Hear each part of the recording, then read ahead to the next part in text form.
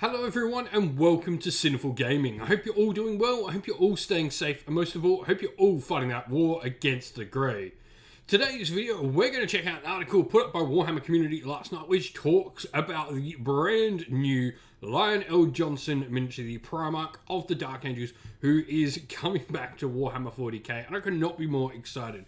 So I'm going to go through it and have a look at a ton of rules. They haven't released the data slate for him yet, but we have got a really good look at all of the rules and a little bit of narrative around his return.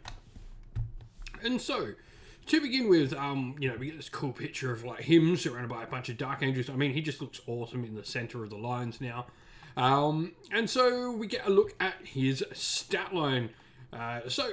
Pretty similar if you are familiar with Guilliman. Weapon skill, ballistic skill 2+, movement 8, strength and toughness 6, 9 wounds, 10 attacks, leadership 11, and a 2+ save.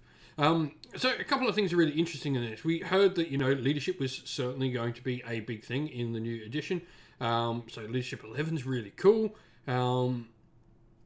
And while most of those characteristics, it says, will mirror his brother Ruby-Rhys Guilliman, the Lion's Sword Arm is a bit quicker with a staggering 10 attacks.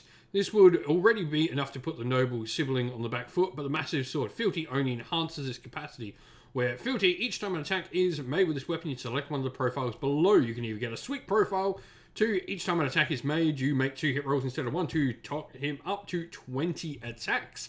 That'll be an AP -3, damage 2, so perfect for slaying enemy Space Marines. Like, he will take out an entire squad of Space Marines easily by himself in a single round of combat, pretty much. Or he can go Strike for +4 strength, -4 AP, damage 4. With 10 attacks, that's pretty insane. And so, it's clearly like the Lion is going to be a much more fighty one. They go through it, talking a little bit about it in the sort of text here, talking, that he is much more fighty than Guilliman. He's not as full support, while Guilliman is, the Primarch that really is a statesman as much as he is a warrior, that the Lion is very much a warrior first above anything. Now we do get a few cool rules. Forest Walk, where during deployment you can set him up on the shadowed paths instead of setting him up on the battlefield. And if you do so during the reinforcement steps or one of your movement phase, you can set this model up anywhere on the battlefield, more than 9 inches away from enemy models. And until the end of that turn, he can re-roll charges. This is pretty cool. Giving a Primarch the ability to deep strike is awesome to me. And then we have the Emperor's Shield. So what's really cool is, one question that a lot is, how did he get hold of this shield? And so, yeah, what marks him out as a warrior is truly singular provenance, isn't even his sword, but rather the Emperor's Shield. The Oromar Aegis was once wielded by the Emperor himself, and aside from the indomitable protective powers, it reflects the force of incoming attacks right back at his foes with a sonorous boom. So he's got a 4-up invulnerable save, and each time a saving throw is made against a melee attack on the unmodified roll of a 6, the attacking model will suffer 1 mortal wound to a maximum of 3 mortal wounds per phase. This is pretty cool as well, because it does mean, it is model's unit, so if he gets attacked by multiple things though, multiple different units, he can punch back a bunch of mortal wounds potentially. He's pretty solid. Like, he is, a really fighty character, and I'm waiting to see the whole war scroll. I'm sure there's going to be some buffs, give out reroll. You would assume he's going to give out rerolls to hit and wound to Dark Angels near him or something like that. Reroll 1s to hit and wound at least. But yeah, are you excited for the Lion to come back? I think there's just a ton of cool things. We're going to have a video going up tomorrow morning talking about all the other Primarchs and how they could potentially come back. I'm really excited to see where we go, bring more Primarchs back to Warhammer 40k. But let us know your thoughts about the Lion down in the comments below.